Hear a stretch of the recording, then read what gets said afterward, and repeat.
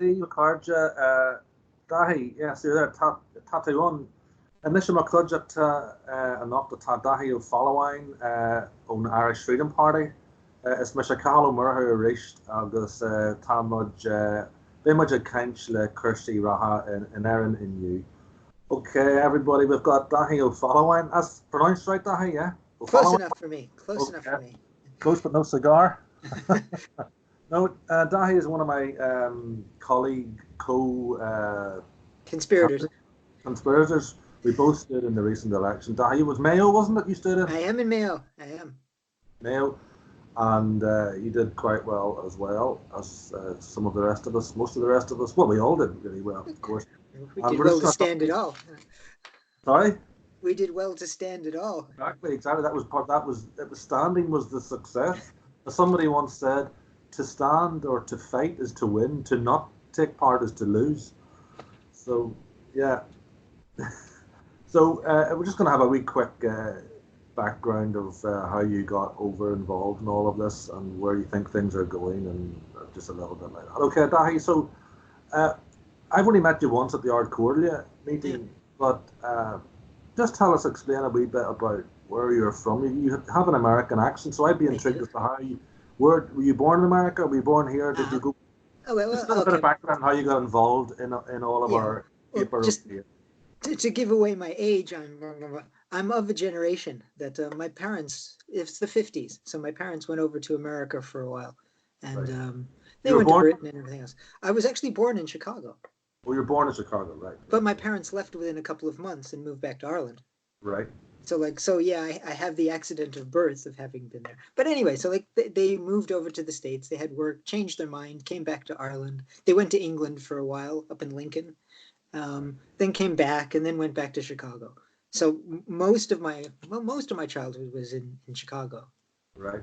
But I was back here. I went to St. Gerald's and Castlebar for a while, but most of it was in the States. Right. So if you ask me the question, where are you from? That's always already immediately kind of not loaded, but it's already a trick question. It's like, I'm from here. I'm from Ireland, but I was born in Chicago, so right. In the same way. So I think it's one thing. Do you have an American passport or visa? I have an Irish passport. An Irish passport. I mean, I could be an anchor baby, but you would be entitled to stand for president of America as you were born. I could. It's one of my plans. Right. After Ireland is settled, I'll go back and sort it out. Because Trump is not quite doing everything I hoped he would. So yeah. Right. but it's a question now, especially with the demographic shifts we're having. It's a funny question that people will say, well, you're American. It's like, well, if I'm American, like in 2003, 2004, the Irish people recognized that there was something happening in the world that needed to be addressed. And so from now on, no one is Irish by birth. No one. Even if you like the idea of it, the original reason to make birthright citizenship was to make sure that everyone in the North would be considered Irish from birth. If you have a nationalist in the North and they want to be, and they are Irish, well, then so be it, they are. You don't have to apply for it, you just are. But with what was happening with all the planes coming in with people giving birth in the country, then they had to change the rule. So from now on, no one is Irish by birth. You are Irish by parentage. That's it. That whole dynamic has changed now. So, yeah. I mean, yeah. So, but people. Well, we'll talk about that a wee bit later. But people coming in, you're saying, can be Irish but not because they're born, but because of their parentage. You're saying, or what I'm saying now, like.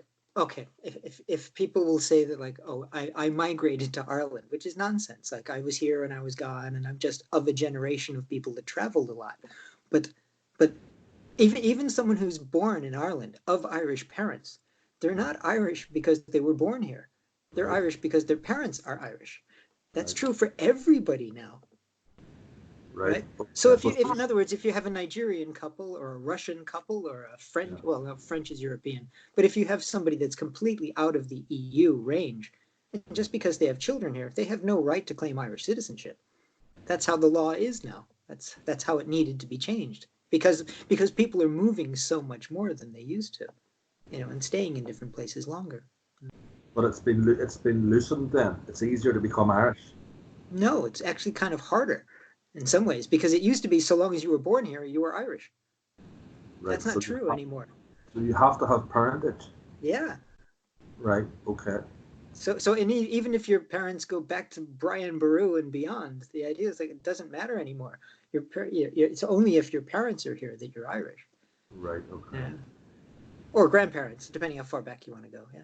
But Right. you have to have. Yeah. I always thought it was you had to. I mean, I'm born in the north, but Yeah. I have an Irish passport. But I always thought you had to have a grandparent born in Ireland before partition, so when it was all the one jurisdiction, as it were.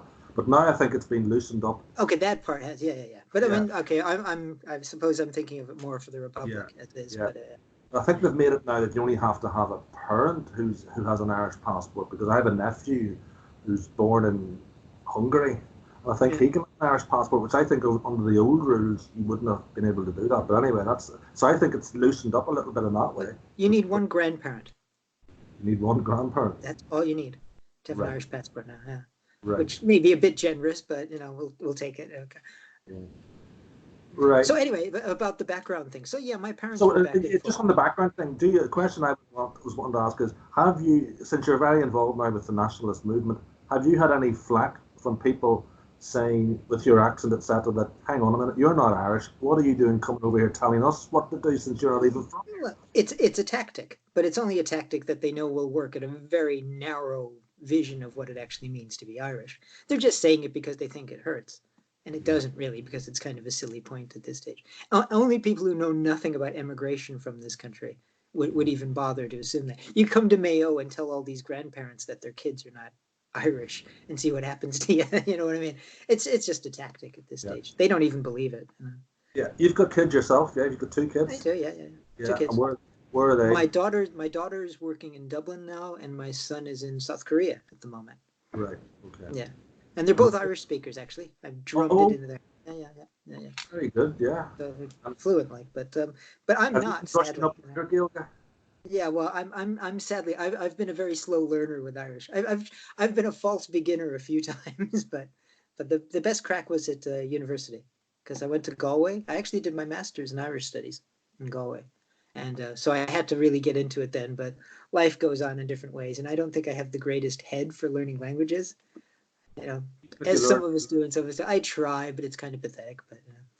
But I'm on Duolingo. I'm trying. I'm on Duolingo. Yes. But, We'll have to exchange we can become buddies on that, It's a good starting point. I'm trying to get everybody involved in it. So you have been quite involved and visual in the asylum racket, or the asylum thing that's going on. You were there at Tullamore recently. Indeed, yeah. So that's one of your pet projects. It is indeed my pet peeves, if nothing else. Yeah. What do you think was going on behind that? I mean, what's the narrative? Why is it going wrong, or explain to us what you think is going on, or where we could improve this situation? Should we be altruistic to people coming in, or what is going on? I have no problem with genuine asylum seekers. I really don't. And I don't care what color they are or what country they're from. There are genuine people who need help. But the world has shifted since the Dublin Agreement was made. And so you've got more. Just to explain, what is the Dublin? The Dublin Agreement was the old agreement that said that it was the first safe country that you came to. Yeah. That's the idea. You're supposed to, the first country you come to, you're supposed to claim asylum. Yeah. But of course, now people are doing weird things with it. But beyond all of that, I mean, it's something I talk about. But most of the people that are claiming asylum in Ireland have no belief that they have any real right to it. They're just coming in as chancers. Yeah. Literally, it's even by the government statistics now, that they to be nice to the government, to be as generous as possible to the government now, they only say that 37% of people are getting state protection to get to be called refugees. So an asylum seeker, just so your people know, but okay, there are migrants. Everyone who travels is a migrant, right? And then there are some people who land in your country and say, I need asylum. Okay, well, then they're asylum seekers. Then, if they get the state to go, okay, you have a genuine case, then you become a refugee. But asylum seeker is no state. It's just a kind of a pending state before you get approval. So just because someone's asylum seeker doesn't mean they're genuine. It just means they came to your country and waved the little paper and said, "Let me in, let me in." But by and large, though, even though they're not, the judges that are looking at it are saying, I read it was 90% plus. We're not. Okay, it used to be when we had when we had different people in charge, they used to reject 90%. But the numbers have been going up and down because of different events in the world. So like right now, the last statistics I've read anyway, it was 37%. And we're genuine. Which are being accepted, yeah. But the problem is, like, okay, the 5 top countries of people we get asylum seekers from, right, is Albania, then Georgia, right? We've got Nigeria. Which have now been questioned by Varadkar himself. Completely. And then you've got Zimbabwe, Nigeria, and South Africa. And I think we were talking about this the other day. But like Nigeria is the richest country in Africa. Yeah. South Africa, like I said, I have certain sympathies with people that are coming from South Africa, depending on the cause. But Albania and Georgia, give me a break. You know, these are just people that are just, let's face it, it's easier to just come and live on the state and then just do work on the side, which is what they're doing. And this is even what Dáithí, the minister, was saying last year, that we had 1,700 young guys coming over from Albania and Georgia, and then they just lose their passport between the plane and the immigration office, and then all of a sudden, it's just chances. So they even had to start stopping that because they now started stopping people before they got off the plane. Yeah. I kind of thought that Varadkar we could take some credit in that, and that Varadkar and others are now waking up that they have to address the issue, because people in the country have said, they've woken up as well, and they're saying, look, this isn't right. These people are coming over and they're not genuine. So we're beginning to have some impact on that. I would hope so. But even so, like, we might like to think it's great, but the last government is planning on spending 320 million euro in the next couple of years on 5,600 asylum seekers. And when you think of most of them are frauds, that's just like, that's 160 million euro. Just torch it, put it on fire. So like they undercut the value of the real asylum seekers case, because all of a sudden people start going, well, we don't want any of it then. And I'm not there. There really are people that need help, and I think we should help them. But we really need to correct all the nonsense, especially with lawyers dragging things out for years and years, that kind of thing. So like, I mean, even in Tullamore, people just don't understand the angle we're coming from yet. They just think that we don't want to help poor people, and that's not the case. We could help more. We could help more people. Here's a good one for it. If you want to help refugees, right, it costs about 60 euro to feed a family in a Syrian refugee camp for a month. Yeah. We're paying 38 euros to every asylum seeker, right? A week. That's pocket money. That's beyond their food, their electricity, and all that stuff. That's just in their hand. Yeah. Right? So like, you start doing the numbers, and you could help an awful lot more people if you cut off all the nonsense that goes on in our own system. You know, which makes you think it's more about population replacement than about helping people. I think there's some of that. I think it's just a background of, in a way, like when I talk about immigration and asylum, it's a really very different thing. On average, we're getting like 30,000 a year, shall we say, new people into the country. But we've only got about 6,000 asylum seekers. So like, it's a relatively small proportion of the amount of people that are pouring into the country. And again, we were talking, sorry? Where are these other ones generally coming from? Just explain that. Where 6% are asylum. Where are the rest of them coming from? Then? There's about 6,000 that are asylum seekers in the country at any given time, right? Because the rest, their status changes. They either get citizenship or they get booted out eventually, or that kind of thing. But most of our immigration is coming from Europe for jobs. Right? And we had kind of mentioned this the other day, but about 67% of the people that are coming into Ireland to work are coming in with like university level education. Right. So they're not coming in for the jobs in the restaurants and the factories and things. Most of the people that are coming in for really good jobs. Now you can say, well, that's just the modern world. But since 2004, 60% of the jobs that were created in Ireland have gone to foreigners. Right. Now, Are Let they the under? wheels start working on that. Like that means this great boom that we're having economically is basically helping people that aren't from here, and it's helping big international corporations. It's not helping people here. Because they're paying those people less than they could pay the Irish people. Right. Yeah. And even if the jobs are good, like if they're paying Yeah, 120,000, it should, yeah. So that's what's happening. So we're losing all our graduates to countries that yeah, can pay more, and we're bringing in all yeah. these people that'll pay for less. So that's what happened So with the doctors. the Like double edged thing. yeah, it's the great example of it. In like 2008 and 7, when the crash came, the government scratched their heads and say, well, how can we save some money? So they hired a lot of doctors from outside the country, and all our doctors fled. To Australia and places like that. Australia and anybody that pays more, basically, in better conditions than they get So it's here. like it's just a never-ending conveyor belt. Then Well, it's a globalist thing. Now, here's one that I don't think people get. The United States, okay, the United States has around 800,000 doctors, right? 25% of them are from outside the country. Mm. So when you think of the numbers, like if you think of all these like countries, like there's 200,000 doctors that maybe we should think about serving their own countries, especially in places here where they're getting educated through here, and then they feel the need, they have to fly. And I don't necessarily blame them, because we've set up the conditions like that, right? We've set this up, and it can change. That's why I don't worry about it too much. We can change all of this. Mm. But think about it. If there's 200,000 doctors that have gone to the United States to work, that means there's countries in like the Philippines and Pakistan and Ireland. We're losing our doctors. So our standards are always slipping, because whoever pays the most gets the best standard. That's just how it works. And that's the rule of the jungle, as it is now. You say we can change it, but we would need to get people into the Dáil who will make those points. Well, At the yeah. minute, yeah, at the Yes, minute there's indeed. nobody doing that. Yeah. Yeah. I mean, just to pick up a point that you said, I mean, okay, there's the ones that are coming in for work, and that's one thing. Yeah. And you mentioned Albania and Georgia, the basically chancellors, but you also mentioned about South Africa, and some of them may be genuine, but some not. But and when you look at the geography of it, how can somebody from South Africa, end up in Ireland? Yeah. Has the word got round that Ireland's a soft touch, and let's all go to Ireland because is that it or what?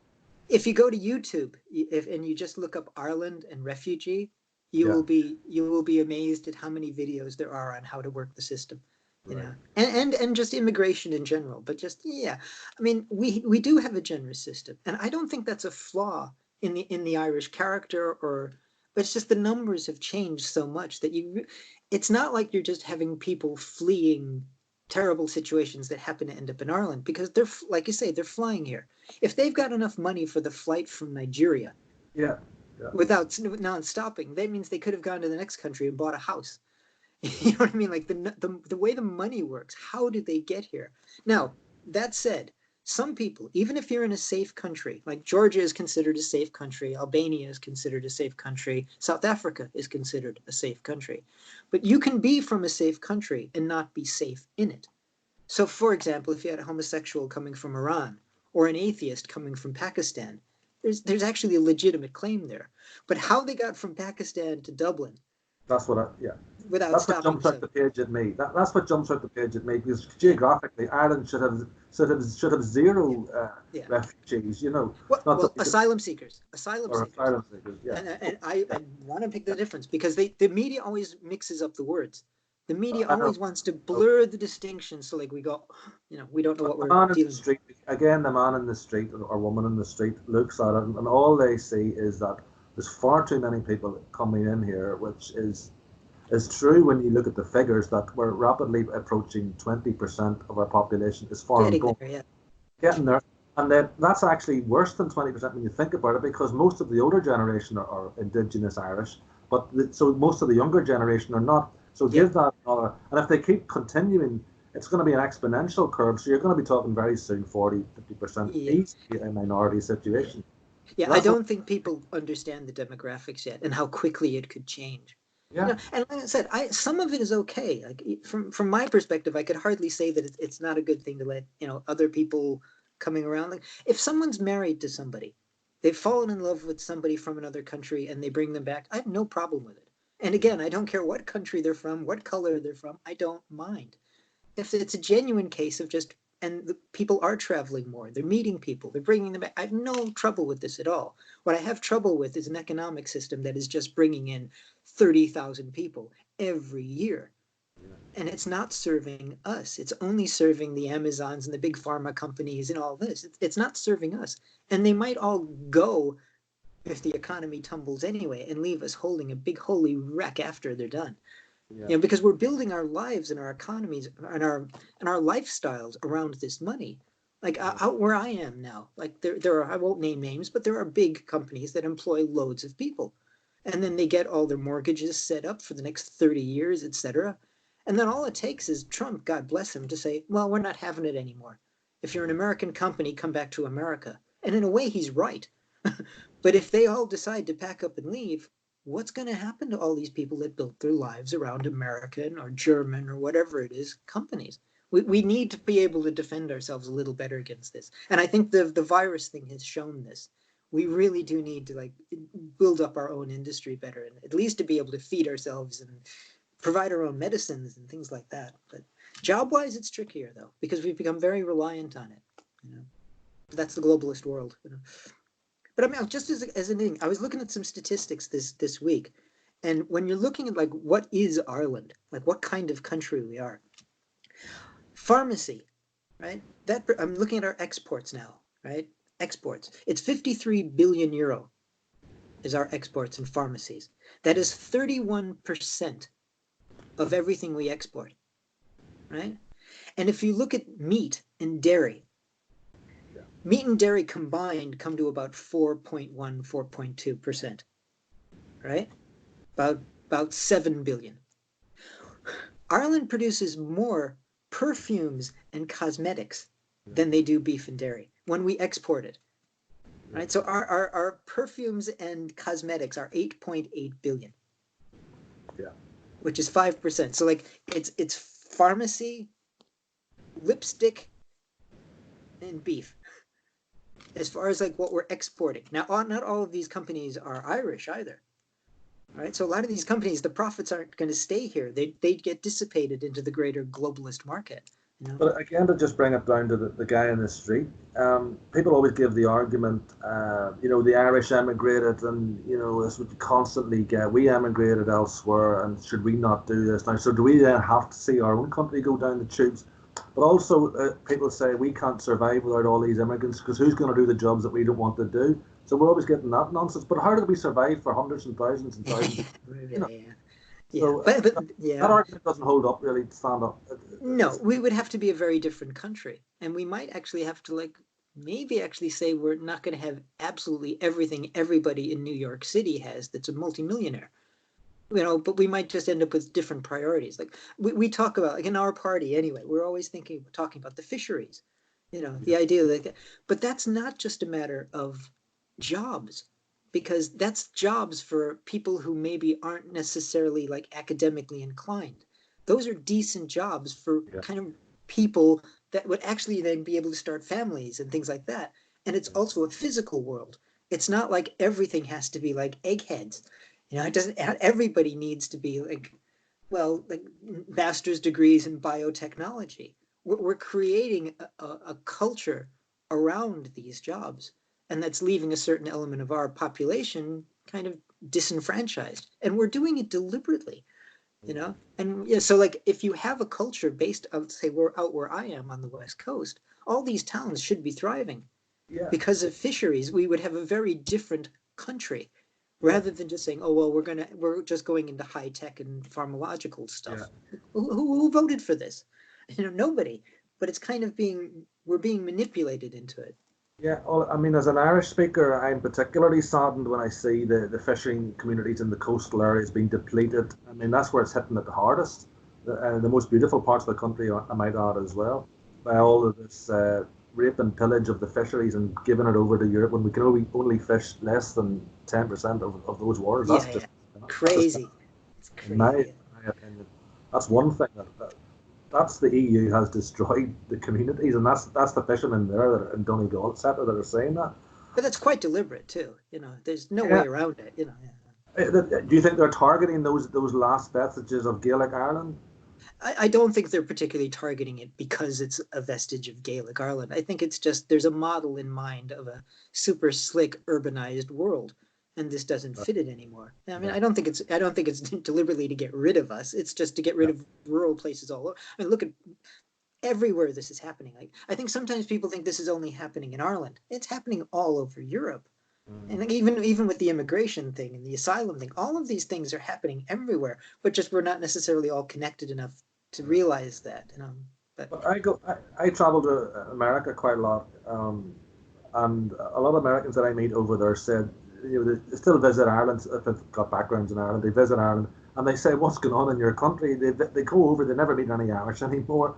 Uh, yeah, they sit, they're in Dublin, they're on that M50, whatever it is, and it's just an absolute traffic jam. And where's the yeah, idea of Ireland gone? That's changed so rapidly. It used to be the old postcard of Ireland was traffic jam in Ireland was sheep or whatever on the road, and yeah, now yeah. you get real traffic problems in Ireland. So the change has been for the worse. But It is funny when you're talking about perceptions. I just took a look at TripAdvisor last week, and I yeah, just looked up like what are the biggest attractions in Ireland, mm, and I think 8 out of 10 were in Dublin. right, Seriously. So like when other people are looking at us, what they're seeing is basically like, and everything else is fine for the pictures, but you're not really going to go, what, get yeah, on a train, drive out of yeah, town. Everything you can do is right there. So like, but then again, I'm as guilty of that as anybody, any tourist. Like if I'm going to, any country, I won't name countries, but if I go there, I probably go to the capital city, check it out. If it's my first time, you see all the big stuff, then you head home. Maybe yeah. on the second trip you'd branch out a little more, but it depends how much time and how much money you have. But so Yeah. like, yeah, but, yeah. Hmm. But I'm just conscious of time here as well. We've talked a wee bit about stuff that's going on in the parties, approach things, but would you be hopeful for the future? I mean, can Ireland Oh be yeah. seen? Yeah. Oh yeah, yeah, yeah, yeah, yeah. I hear a lot of gloom and doom, but really most of it is kind of, like I said, stuff that we could fix in one election. Now Mm, we do need to win the culture war on this, maybe even before the political war, but we need to make people like Ireland a little more because I mean I don't blame a lot of younger people for being down on the nation, right? Every generation fixes so much and they leave things undone. And those things that are undone are what the younger people will latch onto and say, you all screwed it up. And then yeah. it's their turn to try and fix it. Our generation screwed up on housing. Basically, that's it. We screwed up on housing. We did not protect the younger generation, and they kind of deservedly don't like us for it. And so that needs to be addressed. Mm. I can't But blame younger people no, no, no, no, no, no. I don't. for driving. They're having to drive big long distances to get a job in Dublin. They're living away out in Meath or Yeah, whatever. yeah, Where's their quality of life? So you can't blame them for wanting to leave. So we have to be creating a situation where they're going to want to stay. yeah. So that cultural emigration, which is still done now, we're getting the mass immigration. So, but But I'm hopeful. even, yeah, sorry. Go ahead. But even at that, when we're looking at like the globalist thing, a lot of younger people look to globalization as kind of a savior. But at the Yeah, same time, if you look at Dublin, like 5% of the market for housing, like apartments and things in Dublin, are controlled by companies that really aren't from here at all. Like, yeah, you know what I mean? Okay, Kennedy, Wilson, IRES, these companies, they control 1 out of 20 apartments yeah. in Dublin. And these are places that like they're drag because the Apples and the Amazons and these people have brought in people with a lot of money, they're paying more rent, right? So they can afford these other places. So like these companies they're making apartments that are being rented out for 3,000, 4,000, and more. So like Uh, who's going to be able to compete with that? So yes, too there's a expensive. lot that needs to be fixed, but And on that point about the apartments, there was an article recently says some parts of the Dublin Docklands now is 90% yeah, non-Irish getting yeah, yeah, that. yeah, yeah, yeah. And they're talking about the population of non-Irish born in Ireland now, with maybe it's 15 to 20% somewhere. The world average, I think, is around about 3. So Ireland seems to be way out of whack with the rest. I mean, Yeah. in China, it's 1. So those are statistics that would be alarming to me. Yeah, well, people got very excited about bringing all these people in, and like I said, I don't actually dislike a lively place. I mean, I like to travel a lot. I like to go to places, but like you're saying, you like to go to them because they are what they are. Yeah, not just some mishy-mashy blend of just internationalist blah, blah. exactly. Yeah. Exactly. I Yeah. mean, you're not going to be coming to Ireland to get in Ireland anymore. I mean, Dublin's just going to be like another sort of smaller New York. And the Americans, well, that I speak to, that say they want to see Ireland. They want to see Irish people. Otherwise, it doesn't. It's not what it says on the tin, as the ad used to They say. need to come to Mayo. Absolutely. Caithi siad dul go G Mayo. Yes. Okay, Okay. Gur a mille mai agad. We're dead on the 30 minutes there. So Reasonable. It's reasonable. yes, we stuck to our time. So we'll chat again. August. Yes. Slán leat agus gur mai agad. Thanks for the time. Thank Gur you. mai agad. Bye now. Díobh.